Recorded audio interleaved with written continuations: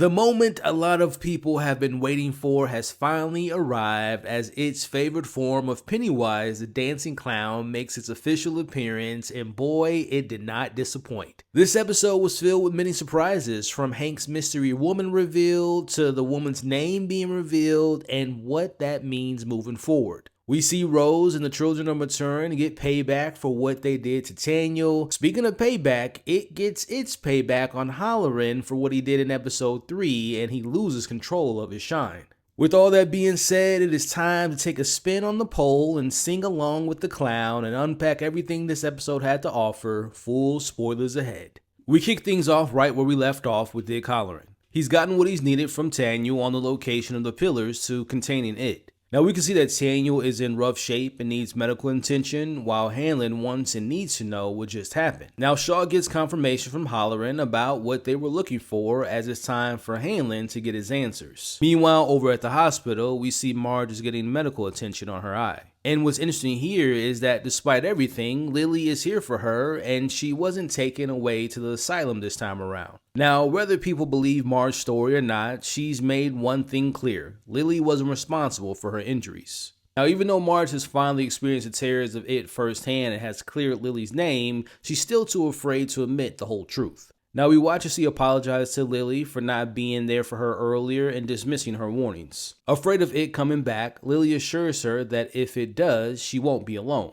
These once best friends, separated by Marge's desire to be the popular kid and Lily suffering from her father's death, they admit that they miss each other, and we watch them hug. Now back at the hangout spot, the kids talk about the rumors spreading around town about Marge covering for Lily, but they suddenly hear a cough coming from a tent. And from inside the tent, a figure emerges, and it's a disheveled and sickly looking Maddie. And for a brief moment, for those of us believing from the start, Maddie is alive. Or at least it appears he is. Now we'll find out Maddie's true identity later in this episode, but if you have been following each of my breakdowns from the very start, you all know how I must have felt in this very moment with this Maddie reveal. But again, later my balloon was popped to who Maddie really is, and what a twist it turned out to be. Now back in Shaw's office, Shaw explains to Hanlon the backstory of its arrival on Earth, as well as the importance of the tribe's involvement in burying the pillars to creating a cage to containing it.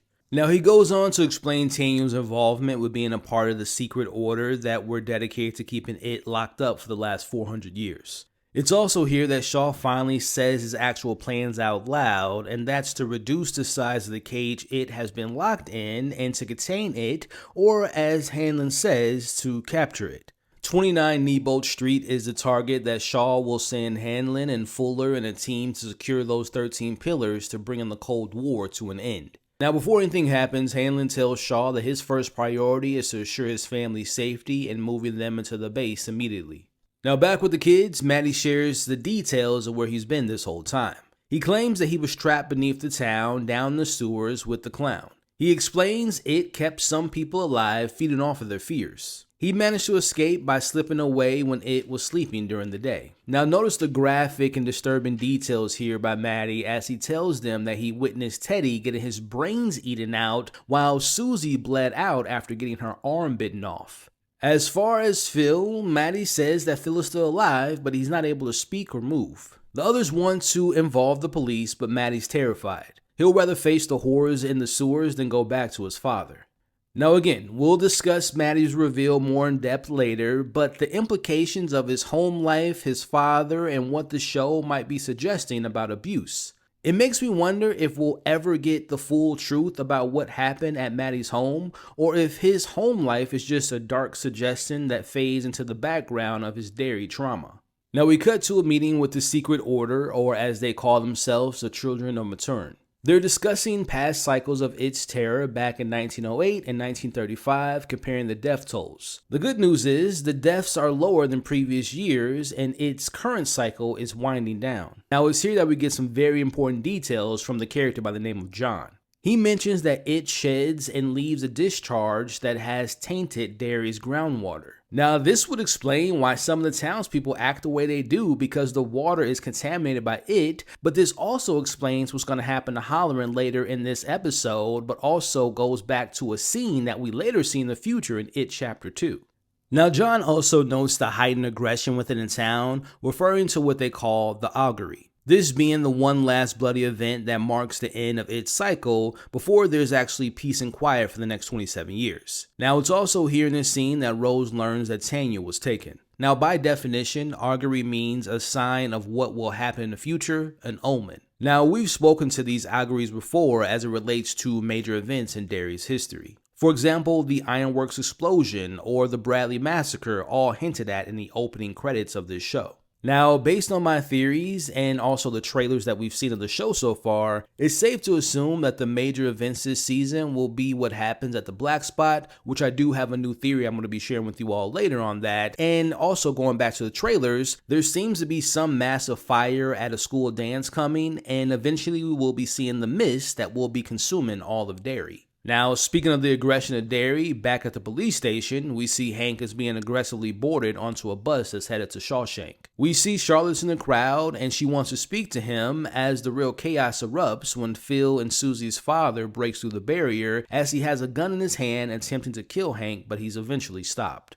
This is almost instantly letting us know that that was it. Now, that scene just goes to prove that it is close to the end of its cycle as it's out in the middle of the day creating more fear, and it's actively placed within town's institutes, assuring that the fear machine runs smoothly as we see Hank is now aboard the bus off to Shawshank. Now, back at the Hanlons, we see Charlotte calling to assure everything's in place to help Hank get out as soon as possible as we see her husband arrives. Now, we don't see the actual conversation being had between Charlotte and Leroy, but it's safe to assume that he told her some version of the truth about it, or at the very least made it clear that the immediate need for protection taking his family away to the military base. Now, this move is key as it pulls the Hanlons out of Derry's direct physical danger, but not for long. Now, back at Shaw's office, Rose arrives to get her nephew Taylour, and here's where the dynamic between Francis Shaw and Rose changes. Shaw promises to release Taylour once their operations are complete, as she shares the truth about what really led him back to Derry. After being given a governmental defense drug, all of his suppressed childhood memories came flooding back, including the summer of 1908 when he was in Derry. Now, we briefly flash back to that moment where young Rose shared the secrets of it with Francis. Years later, Shaw realized the fear it creates isn't just a byproduct, but it's the perfect weapon for national defense. Rose, however, gives him a much-needed reality check. You think you can put a leash on this thing? It can't be controlled. He has dangerously underestimated what it is capable of. Now, Shaw reveals that Taylour told him exactly where to find the pillars, as Rose tells him that she must go with him on this mission, but Shaw refuses. Now, after Shaw denies her of her request to join the mission, we cut to Rose in her room opening up a safe. Now, inside, she retrieves the fragment that broke off the star that it came from Earth in, as this confirms that Rose isn't just operating on the ancient knowledge of her people in Derry, she possesses a literal mythological weapon against it. Now, Shaw finally allows Rose to see Taylour, and Taylour tries to quickly explain the methods the government used to attract the information about the pillars. This betrayal clearly upsets Rose as she passes Taylour the weapon, hugging him and leaving him with a message. Keep it close and you'll be safe. Okay. And that message being that Taylour to use this as a protection for himself and himself only.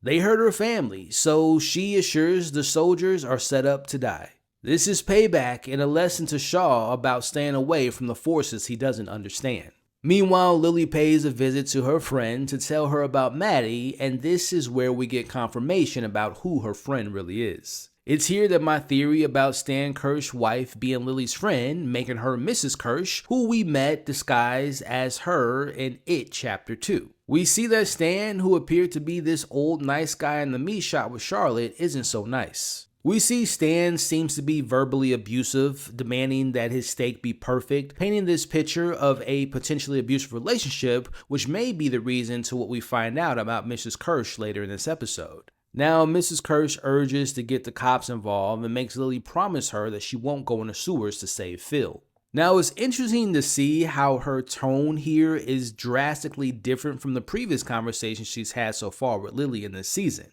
She seemed to be genuinely concerned and even panicked. This contrast brings up some major questions here.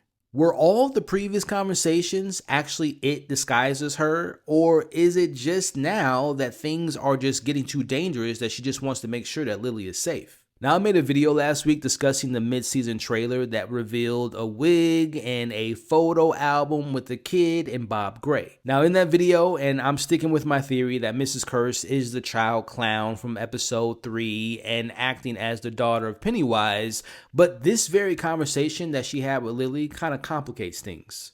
Does she really care about Lily and sees like a version of herself in Lily, as she is fundamentally potentially a victim of abuse and she doesn't want to get Lily involved with it anymore? Or is this all a part of her and her quote-unquote father's plan?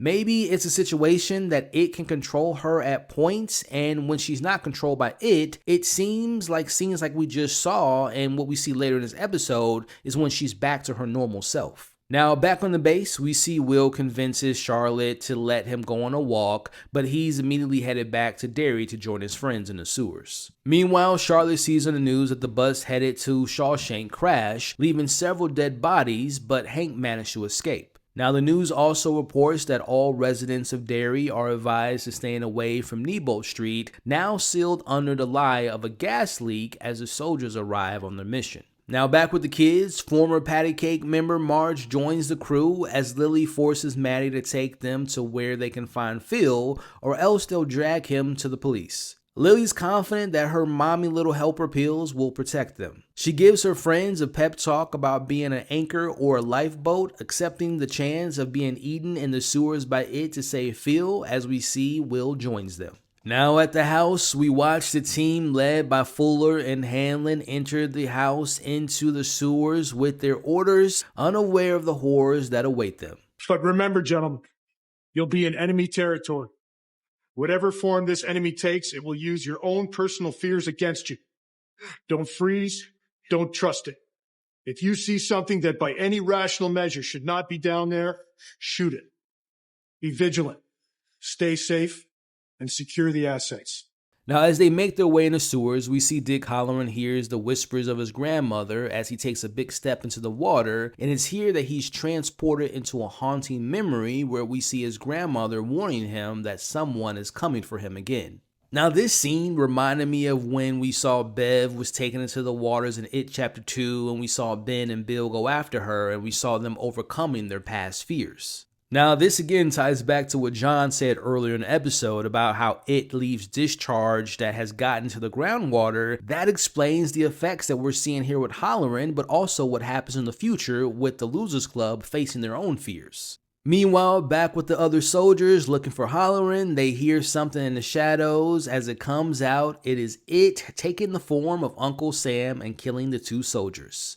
Back with Halloran, who's facing his deepest fears right in front of him when his grandfather appears with a gun on his waist. We see his grandfather has a secret box, but he refuses to open it, and we see his grandfather shoots his grandmother in the leg and opens it himself instead. Now, Halloran realizes this isn't a memory of his grandfather, it's actually it disguised as his grandfather. Now, we'll discuss more about the importance of this lockbox later, but for those confused about this scene, this box is very important to people with the ability to shine. Think about it as a technique that people with the shine use that others aren't able to access. Now, if you all are familiar with the lore of The Shining, the use of the box is talked about in The Shining book in 1977. It's seen in the 1980 version of Shining. But fast forwarding into Dr. Sleep the novel, but in particularly the movie Dr. Sleep that came out in 2019, you'll remember a scene when Dick shows young Danny how to create one of these boxes at the start of that very movie. Now, meanwhile, during all this, we see Tanya tries to make an escape, and Fuller, like an idiot, is taking shots at him like he could have killed him and that would have ruined the mission.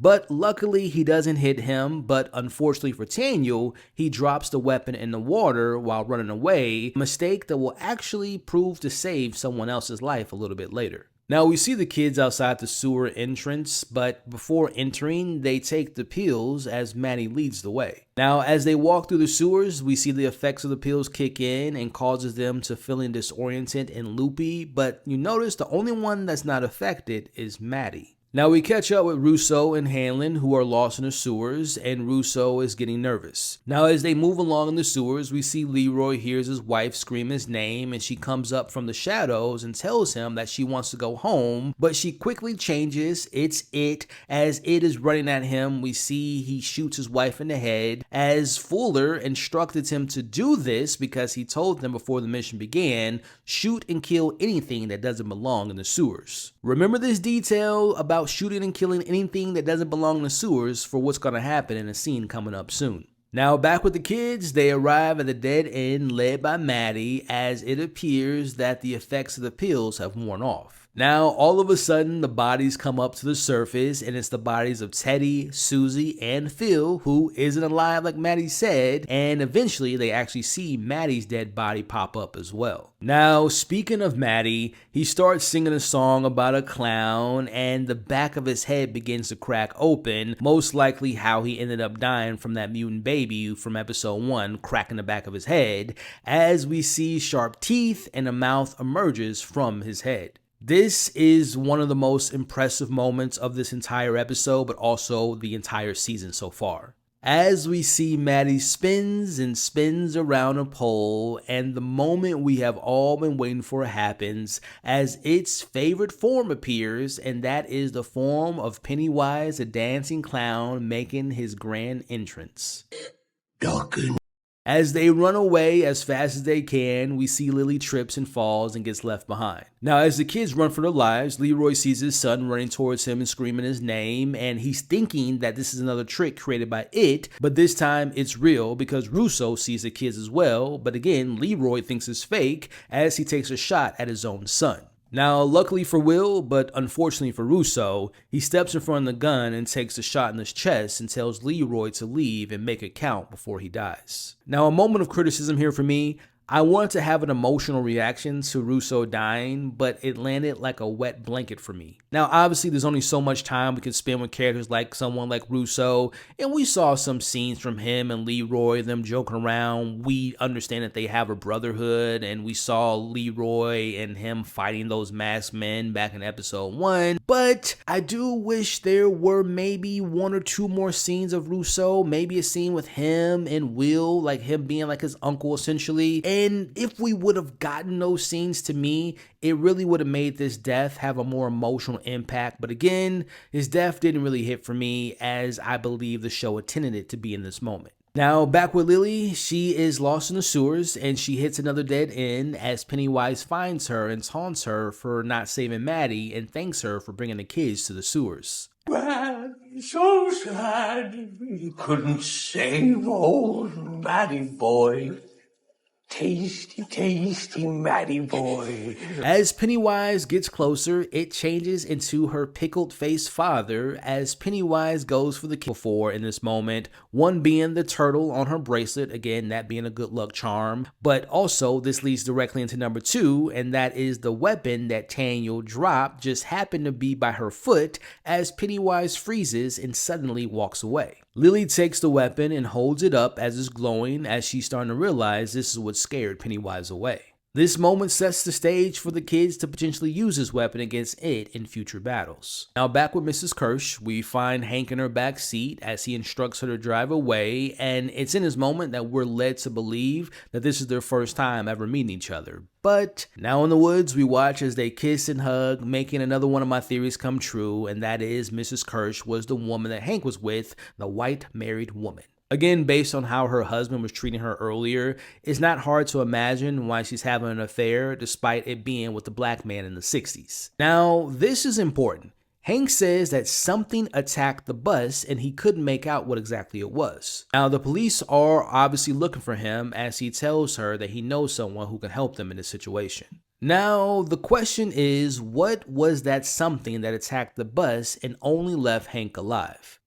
Now, did Mrs. Kersh have something to do with his escape? Did she send her daddy to help? Or before leaving Derry, did it make sure that Hank didn't get away that plays into a much bigger plan?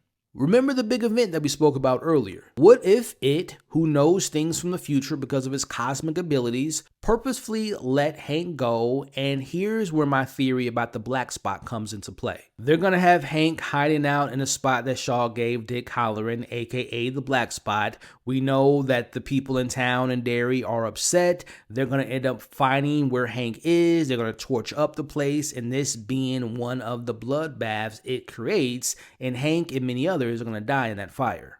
Also, going back to Mrs. Kersh working with it, what if the whole affair was a part of its grand plan as well? Having her get into an affair with a black man, knowing that's going to get people upset, he's going to go to the black spot, and again, it's going to lead to the tragedy that's going to come of that. Now, as we come to an end of this episode, back at the base, we see Mrs. Kersh is here to visit Charlotte to get her to help figuring out what to do with Hank. Again, I believe they're going to hide him out in the black spot. Meanwhile, we see Leroy giving his statements to what happened to Russo. Now, Shaw arrives and apologizes for what happened in the sewers. Halloran's whereabouts are unknown for now to them, but Shaw believes he'll eventually show up. But Shaw also knows that Rose set them up and repercussions are definitely on the horizon. But our very last shot of this episode is a big moment, especially for fans of the wider King universe. Our last shot of Halloran shows him walking out of the sewers, but we can tell that he isn't himself. Something's off. We see Halloran sees the dead spirit of Russo wandering off in the woods. Russo turns and his lifeless eyes locking on Halloran, and the scene cuts to Halloran's secret box that's glowing with a orange light. So, as promised, let's explain more about Halloran's mystery lockbox. This is a big deal, y'all. It brings us right back into the lore of The Shining. Now, for those that have seen Dr. Sleep or have read the books, you'll remember the importance of these lockboxes. The lockboxes serve as a symbol of safety for the Shine users. Now, you all might remember Dick Halloran instructed a little Danny to make it his own mental lockbox in which he can lock up the physical manifestation of the woman who haunted him of the Overlook. Now, Danny also made another lockbox that contained Horace Derwent. Now, these boxes are a sanctuary. It's a way for Shine users like Danny or Halloran to imprison and control their traumatic memories, their ghosts that haunt them, and the overwhelming visions their abilities can bring. So again, think of the lockboxes as a way to imprison the ghosts that haunt the Shine users. Now, connect that to our ending of this episode. Dick can now see Russo's dead spirit because he's lost control. Now, going back to Halloran's box being open, it's a terrifying signal. It means that his mental lockbox has been breached or perhaps completely shattered. He no longer has control over what he sees. Dead spirits, past demons, all fears that Halloran has suppressed, like the trauma involving his own grandfather, can now freely torment him. Now, to put that in perspective, imagine the horror. Dick Halloran in Derry, a town steeped in centuries of pain and suffering where hundreds of thousands of dead souls are most likely roaming freely. He's about to experience a level of psychic torment that will most likely drive him insane until he gets control of it again once its cycle comes to an end. Now, you may be wondering, why did it do this to him? Well, because it is getting its revenge. Remember, Dick Halloran snuck up on it back in episode 3, and it is now making good on his promise of suffering. It will make Halloran pay, and perhaps even twist his own powers against him.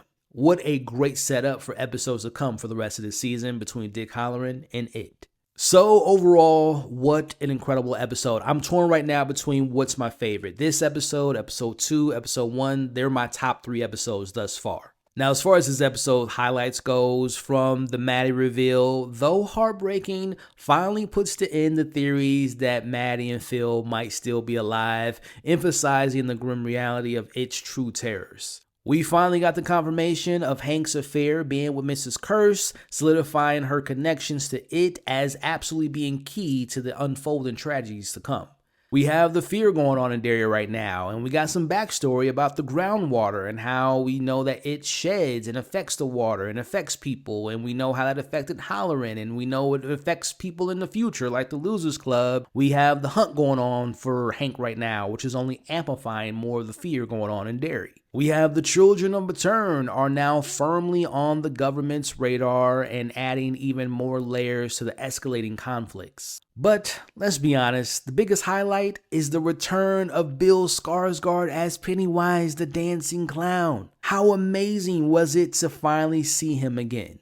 The pole transformation scene was absolutely incredible. It was a masterclass in body horror in an unsettling moment. And the one-on-one dialogue with Lily was a chilling reminder of how menacing and diabolical Pennywise's words can be, even without even using violence. The fact that we now have 4 more episodes with Pennywise is phenomenal. I have truly loved how they managed to hold off showing him from the very start of the show. It served as a powerful reminder that it takes many forms, preying on whatever its victims fear most, and the buildup has been excellent. The payoff of now spending more time with Pennywise is going to be one for the history books. With all that said, I think that is a great place to end this week's breakdown of episode 5 of season 1 of It, Welcome to Derry. So the big question is, what did you all think about this 5th episode? Let me know what Easter eggs, deeper meanings, what did you love, what did you like, what did you hate about this episode? Let's talk about it all and what all went down in this episode in the comments below. Thank you all for watching or listening to this week's breakdown. If you all have made it to this point in the breakdown, I want to thank you all so much for the continued support. The special word of the week to put in the comments right now is #DownWithTheClown. Now, if you all enjoyed yourself, do me a favor, hit that like button, man. It really helps out the video, which, speaking of helping a video, when you all hit the like button, there's a hype button that pops up, which allows this video to spread to new viewers. Also, consider sharing this video to anyone and everyone you know that loves talking about this show. And last but not least, if you enjoyed yourself today, or if you have been enjoying my breakdowns of this show, consider sticking around by subscribing to the channel, where we're talking about It, Welcome to Derry on a daily basis. We're talking about Pluripus, and we also talk about all the new movies as well. So if that sounds like something you all would like to be a part of, join the channel today by subscribing. Now, if you all are listening to this breakdown via podcast, Apple Podcasts, Spotify, wherever you all get your podcasts, I thank you all for listening. Leave your thoughts about this episode in the comments below. Also, follow the podcast, subscribe to the podcast, leave me a rating and a review. I would greatly appreciate it. Alrighty, y'all, until next time, remember...